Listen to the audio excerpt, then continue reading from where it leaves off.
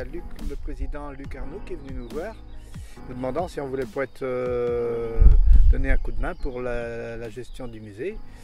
Donc c'est comme ça que nous sommes rentrés. À cette époque-là, donc Francis Augereau cherchait quelqu'un pour prendre le relais. Donc comme ça m'intéressait beaucoup la vigne, j'ai accepté de prendre la gestion du Clos Lincobec.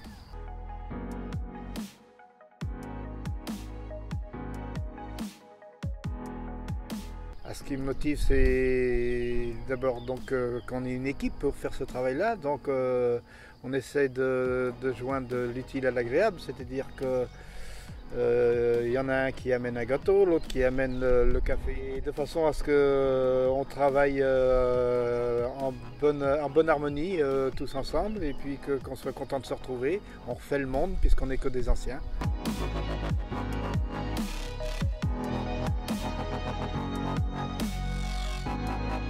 On dit que l'histoire c'est un éternel recommencement, mais bon, c'est intéressant d'acquérir le plus rapidement possible, surtout pour les jeunes, de l'expérience. Et donc quand on peut transmettre notre expérience, je pense que ça peut leur servir.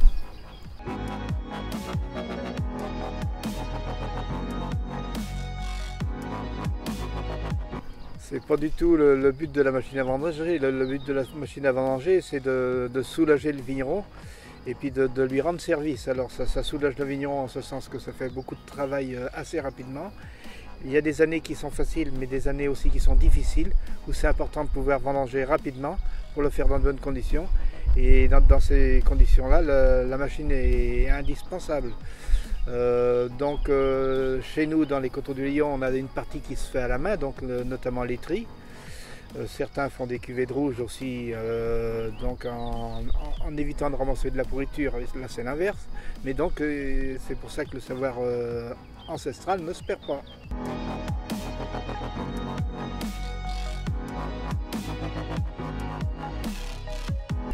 Les visites les plus intéressantes, c'est les visites avec des visiteurs intéressés par la vigne et le vin.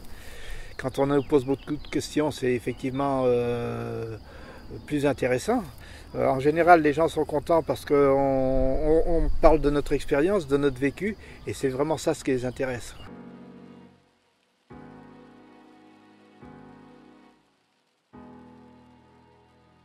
À 40 ans, ça fait quand même un petit bail, donc je pense que les fondateurs notamment du musée vont être contents qu'on marque ça. En plus de ça, pour nous, c'est intéressant parce que c'est un peu un retour en arrière. Et on voit tout le travail qui a été fait depuis le début du musée. Et je pense que c'est important de faire le maximum pour le pérenniser.